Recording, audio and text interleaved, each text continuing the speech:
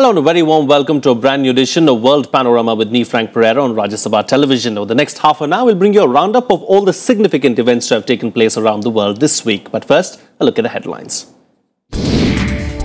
Cooperation against terror, coordinated action to boost member economies, the thrust of the meeting of BRICS grouping in Ufa, Russia, BRICS trade fair and joint agri-research among new initiatives on the anvil.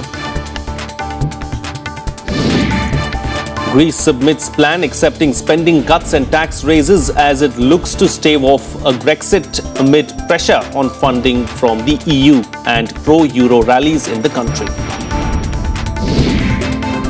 The UN announces unconditional week-long ceasefire in Yemen. 80% of the population believed in need of emergency aid after months of Saudi airstrikes and internal civil war. And stepped-up US offensive against Islamic State in Syria rattles the outfit in its stronghold in Raqqa. President Obama admits it will be a long, difficult fight against the jihadists. Our top story on World Panorama this week. Leaders of the BRICS grouping of nations met in Ufa, Russia for the 7th BRICS summit. A commitment against global terror, economic cooperation and partnership, and a will to standing up to double standards on sanctions were some wider outcomes. The launch of the new development bank for the grouping has been hailed as a major step forward. Here's a report.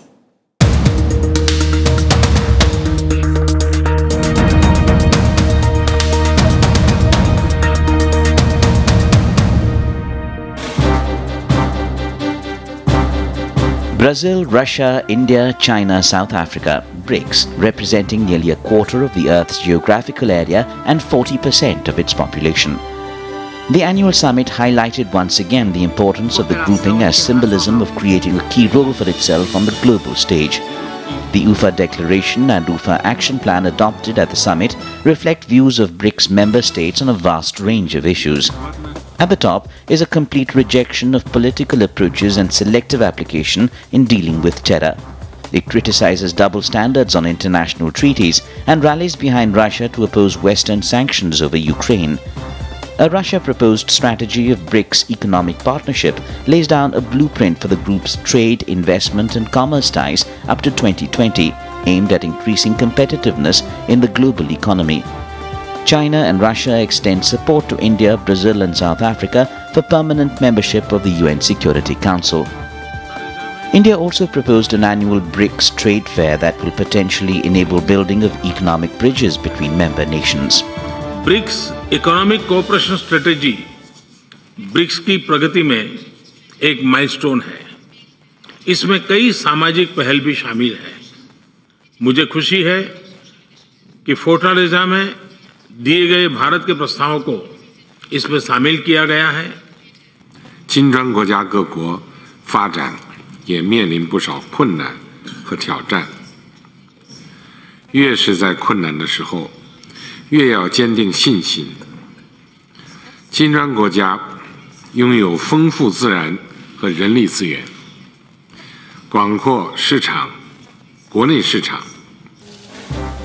Launch of the BRICS New Development Bank, seen as an alternative to the World Bank, is a key milestone. The initial $50 billion capital will be expanded to $100 billion in the next couple of years. The bank, to be headquarters in Shanghai, is expected to issue its first loan in April. Подробно говорили о ситуации в мировой экономике. Нас беспокоит нестабильность на рынках, высокая волатильность цен на энергетические и сырьевые товары, накопление рядом крупных стран суверенной задолженности. Все эти структурные дисбалансы непосредственно влияют на динамику роста и наших экономик. The five-nation BRICS summit was followed by the summit of the Shanghai Cooperation Organization (SCO). SCO's members are China, Russia, Kazakhstan, Kyrgyzstan, Tajikistan and Uzbekistan, many of them on Prime Minister Modi's tour itinerary. India and Pakistan have also been accepted in the grouping this year to get full membership in 2016. The meeting of Prime Ministers Modi and Sharif on the sidelines of this summit hogged headlines, their first bilateral meet in nearly a year, yielding hopes of the neighbours breaking out of icy relations.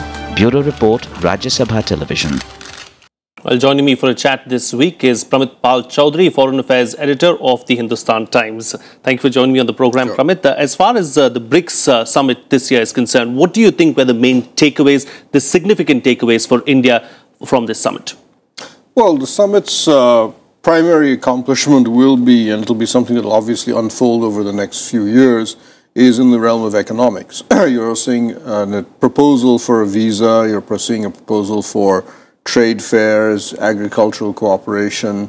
The BRICS at present is, while everybody likes to quote the statistic that the BRICS is, X percentage of the world economy, the fact is that China is the hub and the other countries are spokes. We don't trade very much with Brazil. Brazil does not trade anything with Russia. Russia does not trade with South Africa. All of us trade with China. China is our number one or number two trading partner for every single other BRICS member. So to some degree, what we really need to be doing is for the non-Chinese components of the BRICS to begin working with each other economically.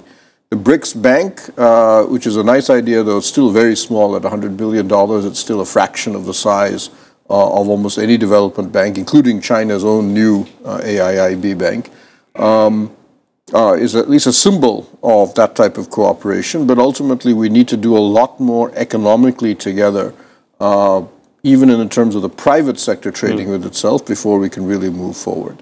Politically, however, the BRICS has still got almost no real coherence as an organization, and there are obvious reasons why. China and India have a testy relationship. In fact, politically, the internal divide of the BRICS is Brazil and India are really on one side. Both of us are relatively skeptical of China. South Africa, on the other hand, is by far the closest to China among the BRICS members.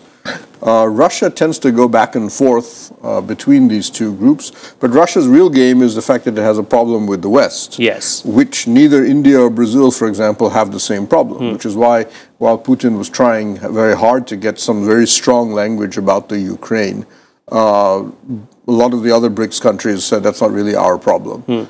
So all he could get was some minor things about sanctions, because we generally, all of the BRICS members agree that we don't approve of sanctions in principle, not because we necessarily approve of what's going on in the Ukraine. So politically, the BRICS continues to be very, very weak as an organization. But economically, the potential is definitely there. And I think, luckily, you can start to see a little bit of more action on that front. But as I said, it continues to be a China hub and other countries' spokes as far as trade and investment is concerned. And what about the new development bank? Is it going to have any kind of an impact? What's the way forward for the bank?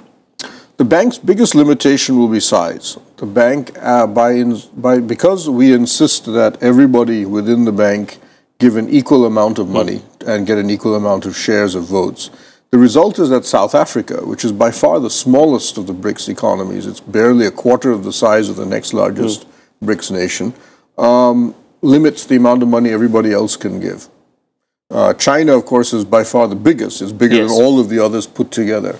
So your problem, therefore, is the BRICS Bank is therefore going to be very limited in size compared to almost any other development bank. And there are dozens of development banks. Even Brazil has its own development bank, which is twice, 2.5 times size, bigger than what the BRICS will plans to be by next year.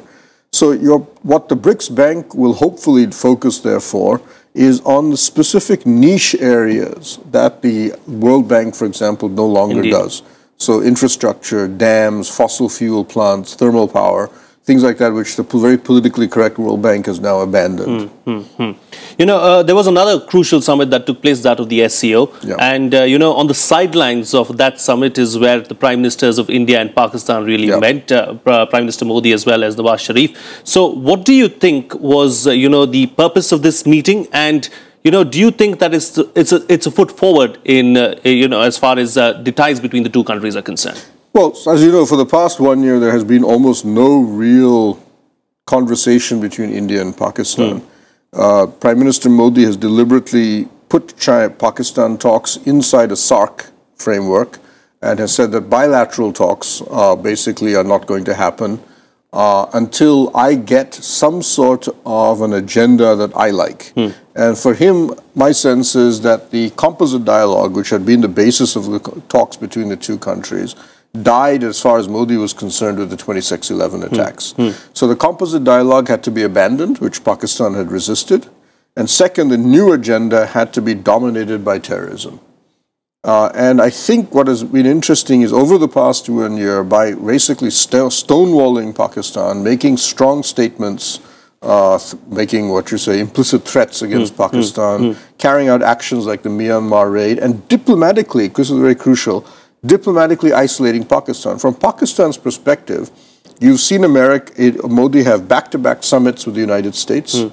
He's gone to China and had an unusual summit in which Xi Jinping has flown to Xi'an to greet him. He's gone to the Central Asian countries, two of which neighbor Pakistan. His foreign secretary and Modi will now follow, going to Iran, again a Pakistani.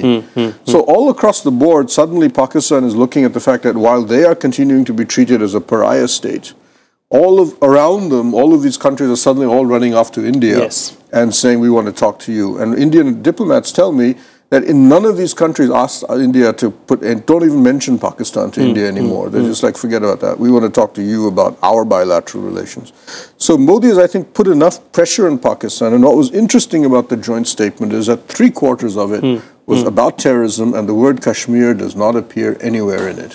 Indeed, indeed. All right, we'll have to leave it at that, but do stay with us, Pramit. I'm going to come back to you a little while after this report to talk about the next report as well and get your perspective on that. Now, on to Greece. The government there has come out with a reforms plan that seemingly capitulates to several EU demands amid strong popular demand that a Grexit is kept at bay. European Union officials had underlined earlier in the week that the final deadline for an agreement to avoid Greece's exit from the EU was only days away, with all parties holding a responsibility to resolve the crisis. The tussle itself extends beyond the economic to the political. Here's more.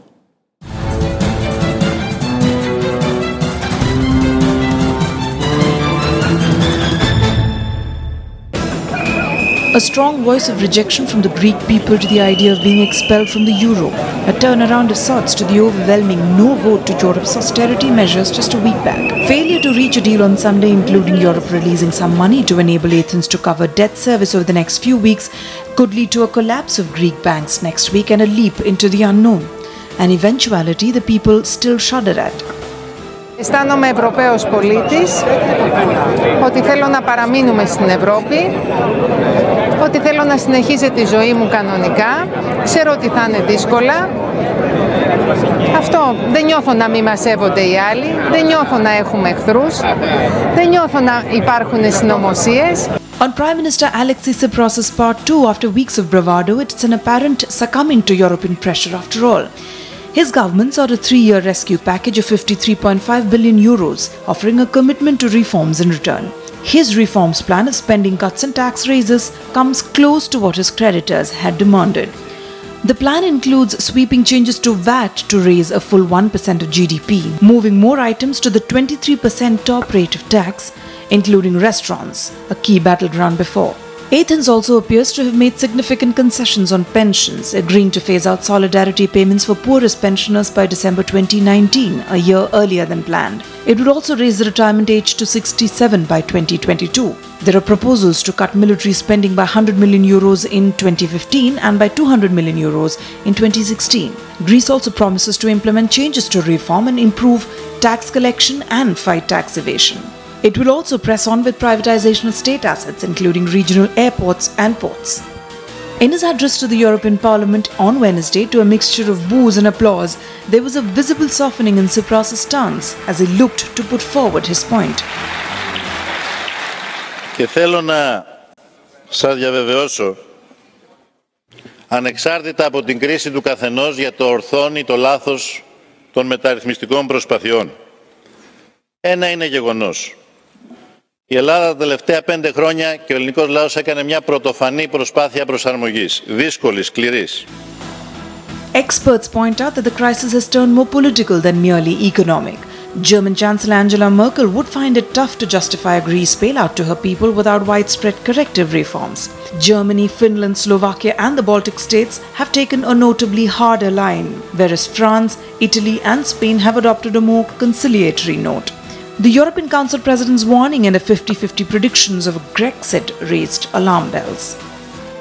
Our inability to find agreement may lead to the bankruptcy of Greece and the insolvency of its banking system. I have no doubt that this will affect all Europe, also in the geopolitical sense. The stark reality is that we have only 5 days left to find the ultimate agreement. For the Greek people, after the euphoria of the referendum and what they called protecting their rights, it was back to lining up at ATMs for cash, and fears that a Brexit could dry up that lifeline too, whether strong reform measures or the uncertainties of an exit from the Eurozone. It is an uphill climb for them either way. They wait a final decision. Bureau Report, Rajya Sabha TV. I'm coming back to you now to talk about this particular issue. Now, will they be expelled or won't they be expelled? That's the big question, isn't it? Yeah, and today, as you know, or even as we speak, the EU finance ministers are meeting. The IMF, the European Central Bank, and as has been mentioned, at least half the European zone, Eurozone countries really, have agreed that what Greece has accepted on the austerity is acceptable. But as is mentioned, about 4 or 5 countries and a fair number of parliamentarians in Germany are holding out and saying that it's not acceptable, and in fact, Greece should be allowed to leave the Eurozone. My sense is that the people who want to keep Greece in and accept the Eurozone, keep it in the Eurozone, will win, partly because Merkel and Hollande of France are the 2 dominant players, and Italy, the 3 biggest economies of the Eurozone, have agreed internally that they want to keep it in. But remember, if only one of these countries says no, then it falls through. So it will be difficult. The problem will be, the crux is not so much, I think, as whether we can accept, they will accept Greek austerity, because the Greek austerity package is almost identical to the package that was offered to Greece a week ago and Cyprus rejected at that point. It's that Cyprus has said that you need to give me some debt relief as well. There is huge opposition, and there's some even legal arguments that that's actually not possible. So what we'll probably see is a lowering of interest rates on the debt, and an extension of the number of years in which Greece can use to pay off that debt, instead of actual cutting of the debt. No, but Greece has missed one deadline, and was to say that they won't miss another one, and default again. Well, they have, their problem will be that the next one that they default on is, if I'm correct, is with the European Central Bank itself. The IMF is a very soft loan place, so a lot of countries default with the IMF and get away with it, and eventually the IMF comes back and works out a deal, because the IMF is really designed to help countries survive crisis. The European Central Bank has a board that consists of all of the Eurozone governments and has to keep going back to them for more money. So if you default with the European Central Bank, it's like defaulting with your own central bank. So the central bank then immediately turns to its board, are you prepared to allow this? And then the board member said no. At this point, the European Central Bank basically then cuts off the supply of funding to Greece, which is what is keeping the present financial system in Greece going. But remember, the European Central Bank is the banker for the euro. You default on the ECB, the euro disappears from your table. Indeed. All right. We'll have to leave it at that. Thank you so much, Pramit Chaudhuri, for joining us on the program. Well, it's time for a short break now, but our program will continue on the other side. Stay tuned. We'll be right back.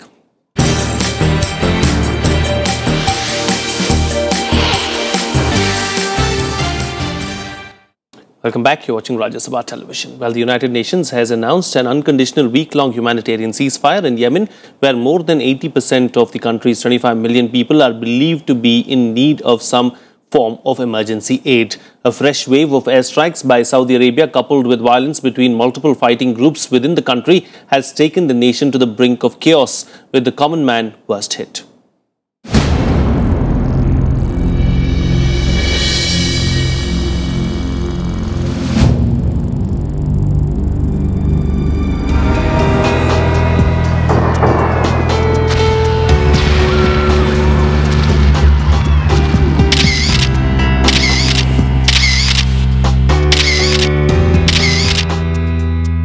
Another morning, another series of blasts and deaths. In many parts of violence hit Yemen, it's come to virtually just that. On Tuesday, it was car bombs in capital Sana'a and another city, the latest in a string of attacks by the Islamic State against Shiite Houthis. This was seeming retaliation for Saudi Arabian airstrikes a day earlier that killed 200 people, most of them civilians. People who've borne the major brunt of the violence. وهذا عدوان غاشم وبربري لا يستهدف إلا المدنيين والبيوت السكنية ومن عجازتهم ومن خبثهم ومن حقدهم على اليمن يدمرون المنشآت ويدمرون البنية التحتية لليمن. 1,528 civilians killed, 3,695 injured in violence in Yemen since March this year. That's the official figure. The UN has been pushing for a halt to air raids and intensified fighting and at least breaks to reach humanitarian assistance. There's no denying a complicated political sectarian situation. Shiite Houthis fighting the government, local Sunni fighters defending their homes from Houthi incursions. Sunni Saudi Arabia bombing Houthi, saying it seeks to protect the Yemen state.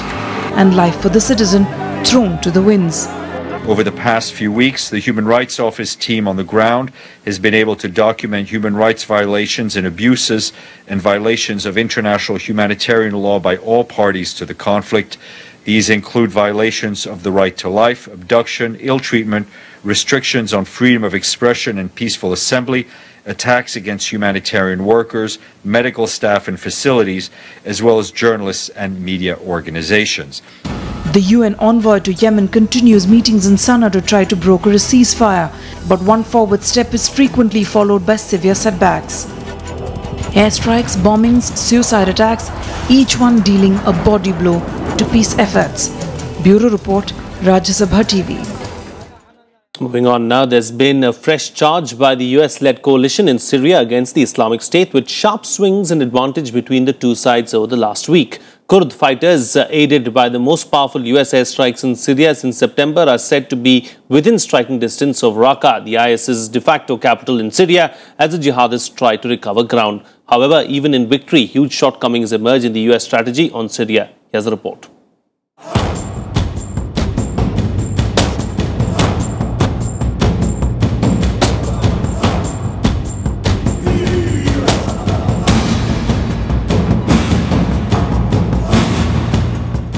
US bombers, remote and fighter aircraft pound Islamic State targets near Raqqa, the militant group's de facto capital in Syria. The biggest onslaught by the US forces since September last year.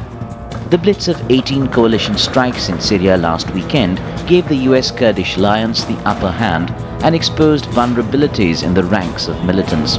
More than 40 jihadists were killed. There's been a strong IS backlash since, but the message is through. The IS faces the heat. Since the beginning of the stepped-up US offensive aided by Kurdish forces on the ground, Islamic State fighters have been driven out of a third of their flagship province of Raqqa. They've lost their most important border crossing with Turkey, Tal Abyad, and are fighting to hold on to Hasaka near the Iraq border in the east. Such Islamic State defeats in the region were unthinkable even a month ago. US Kurd forces putting up a fight has shifted the focus from Iraq to Syria for the first time in months. It's my understanding that that many of the airstrikes that were taken over the weekend around Raqqa were an effort to try to deny ISIL a safe haven. We know that many ISIL leaders are operating out of Raqqa or that immediate area, and I think this sends a pretty clear signal to them that that's not a safe place for them to be. At a rare appearance at the US military headquarters, the Pentagon, President Barack Obama expressed a commitment to keep up the momentum against the IS in Syria and elsewhere. In short, ISIL's recent losses in both Syria and Iraq prove that ISIL can and will be defeated. Indeed, we're intensifying our efforts against ISIL's base in Syria. Our airstrikes will continue to target the oil and gas facilities that fund so much of their operations. We're going after the ISIL leadership and infrastructure in Syria, the heart of ISIL that pumps funds and propaganda to people around the world. Obama admitted, however, that the war would not be quick. The iron grip the Islamic State has attained is one reason. It extends to shortcomings in the longer-term US strategy for the region, arising largely from the fact that there's no alternative in place to the Islamic State in many parts of Syria. US plans to train rebels and local forces against the IS have fallen way short of target. In order for us to succeed long-term in this fight against ISIL, we have to develop local security forces that can sustain progress.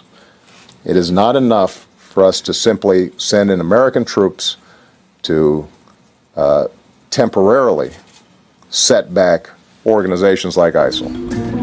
It's the first the world has heard in a long time of reversals for the Islamic State and their dread rule. That in itself offers hope. Bureau Report, Rajya Sabha Television.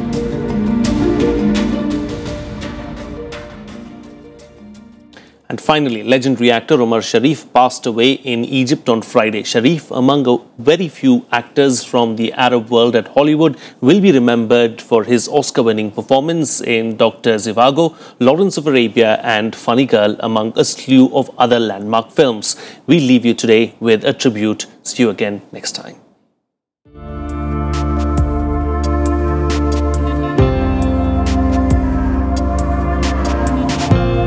This is my well. God be with you, English.